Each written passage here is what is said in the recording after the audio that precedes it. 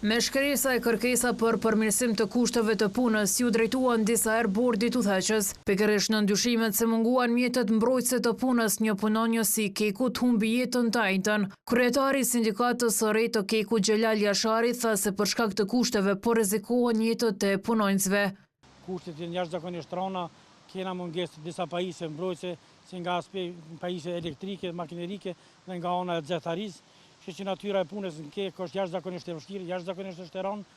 Jashari tha se për shkak të kushteve të rënda brenda hapësirave të Kek, punonjësit rrezikohen edhe nga sëmundje të ndryshme. Fatkeqësisht i kemi pas të humbje të kolegëve tanë me aksidente fatale për jetën e tyre, po kena edhe vdekje të cilat mirën sëmundjet në vendet e punës që ne dyshojmë që këtu i marrin për shkak gazrave të ndryshme, për shkak xhurmës, për shkak dridhjeve. 32 vjeçari që vdiq dje që punëtori 4 i Kek që humbi jetën në vendin e punës gjatë këtij viti.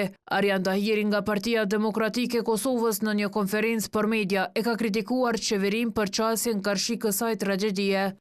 Kur 4 punëtorë humbin jetën brenda një viti në një ndërmarrje publike, përgjegjësia nuk mund të fshihet, të shpërndahet apo të hidhet dikujt tjetër. Kjo qeveri e ka centralizuar sistemin e inspektimeve. Ka krijuar zyrën e inspektoratit të punës, përkatësisht përgjithshëm, brenda zyrës kryeministrit. Tahiri pati edhe një thirrje. Nga këtu i bëj thirrje qeverisë të Republikës të Kosovës në detyrë.